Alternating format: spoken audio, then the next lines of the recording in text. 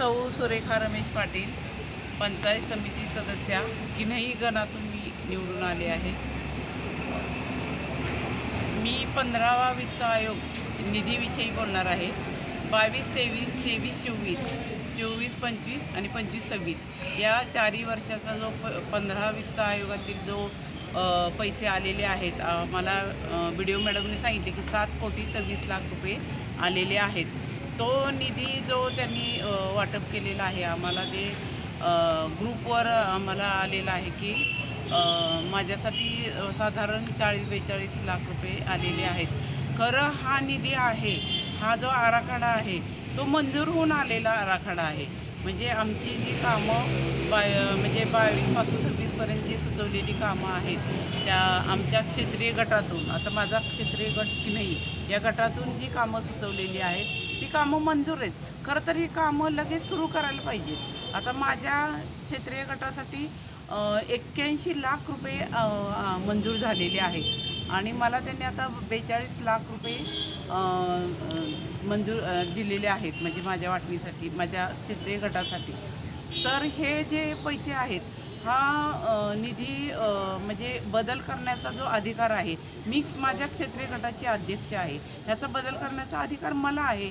ह्यांनीच आमचे परस्पर का बदल केला आणि तो बदल करताना आम्हाला काही विचारात घेतलं पण नाही अजिबात, की तुमची कुठली समजा काही आता पूर्वीच्या आमच्या आराखड्यात काही समजा काही कामं झाली असतील किंवा काही आता ती झालेली कामं पुन्हा घ्यायची नाही आहेत, काही नवीन कामं सुचवायची असतील, तर ते आम्हाला त्यांनी व्हिडिओ मॅडमने आम्हाला की तुम्ही जे कामं बदलून द्या। आम्ही कामं बदलून दिली। आता मी 60 लाखाची दिली बदलून आणि 20 लाखाची पूर्वीची घ्या असं मी सांगितलं होतं त्यांना।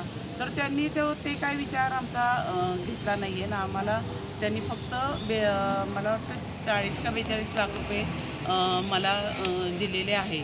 आणि हे जो बदल केला, आता हा जो बदल आहे तो बदल करण्याचा अधिकार आमच्या क्षेत्रीय कमिटीला आहे, पुन्हा तो गट समितीला आहे आणि सभागृहाला आहे याचा अधिकार। आणि अधिकार जरी असेल तरी त्याला शासन नियम आहे 2021चा काहीतरी, की काहीतरी म्हणजे त्या बदलासाठी कारणमीमांसा त्यांना द्यावी लागते। असे त्यांनी काही कारणमीमांसा, तर आम्ही सभागृहात आम्ही विचारणार आहे त्यांना की हा बदल करण्याचा अधिकार कोणाला आहे, हा बदल करण्याचा अधिकार आम्हाला आहे, तुम्ही का आमच्या परस्पर तुम्ही बदल केला, हे त्यांना आम्ही विचारणार आहोत प्रश्न। आणि आमचा जो विरोध आहे, आणि त्यांनी काय केलं आहे म्हणजे महिलांना कमी दिलेत पैसे आणि पुरुषांना जास्त घेतले, आणि त्याच्यात सभापतींना जास्त आहेत, उपसभापतींना पण थोडे कमी आहेत, त्यात आणखीन एका सदस्यांना जास्त आहेत पैसे। म्हणजे हे वाटप कुठला आधार काय घेतला, निकष काय घेतला, हे आम्ही आता सभागृहामध्ये त्यांना विचारणार आहोत की कुठला निकष घेऊन तुम्ही वाटप केलेलं आहे, हे आम्हाला त्यांना उत्तर द्यावं लागेल। आमचा विरोध आम्ही त्या प्रोसिडिंगला आम्ही घेण्यासाठी आम्ही त्यांना सांगणार आहोत। आणि आम्ही तसं नसेल, समजा त्यांना बदल आमचा घ्यायचा नसेल, आम्ही जो सुचवलेला आहे बदल, तर आमचा जो पूर्वीचा जो आराखडा आहे त्याप्रमाणे त्यांनी कामं लगेच सुरू करावीत, हे आमचं विचार आहे। मॅडम, तुमचा एक आरोप असा आहे की महिलांना दुय्यम स्थान दिलेलं निधी वाटपामध्ये, हो, सभापती पण या महिलाच आहेत। अगदी तेच मी विचारणार, त्यांना चांगला निधी मिळाला, तुम्हाला कमी निधी मिळाला, नेमकं काय सांगता? सभापतींना मी हेच विचारणार आहे की तुम्ही महिला आहात, तुम्ही स्वतःला घेतले जास्त पैसे, मग आम्ही महिला आमचं काय तुम्ही तिथं हे केलं, आम्हाला का तुम्ही निधी कमी दिला, हे सभापतींना मी विचारणार आहे आता। एकीकडे राज्यामध्ये भाजप, राष्ट्रवादी आणि शिवसेना याची सत्ता आहे।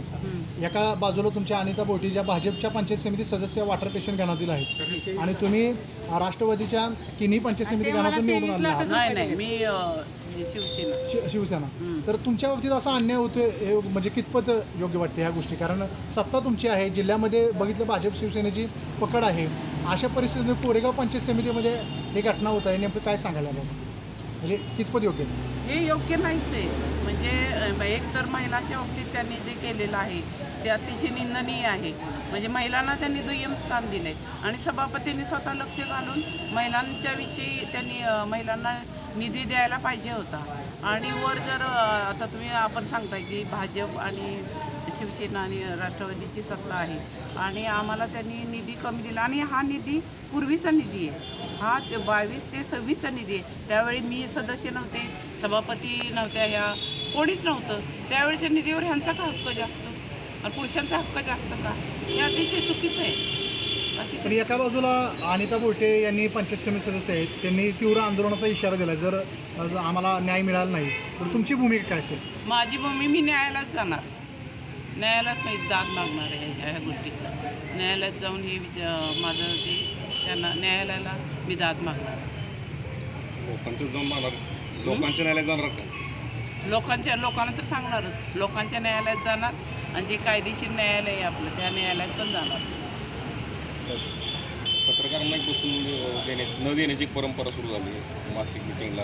हे चुकीचं आहे. पत्रकारांना बसून दिलं पाहिजे, लोकशाही आहे, पत्रकारांना बसून दिलंच पाहिजे. कारण जिल्हा परिषदेमध्ये बसून दिलं जाते, महाराष्ट्र विधानसभा लोकसभेमध्ये बसून दिलं जाते, मग कोरेगाव पंचायत समितीमध्ये का बसून दिलं जात नाही? प्रशासन असं का वेगळी भूमिका का घेते? नाही, आम्ही निषेध करतो या गोष्टीचा. पत्रकारांना बसून दिलं पाहिजे अशी मागणी आम्ही मागणी करणार आहे. आज सभापतीला आम्ही सांगणार आहे की पत्रकारांना या मीटिंगपासूनच बसून दिलं पाहिजे, त्याशिवाय लोकशाही बळकट होणारच नाही. ओके.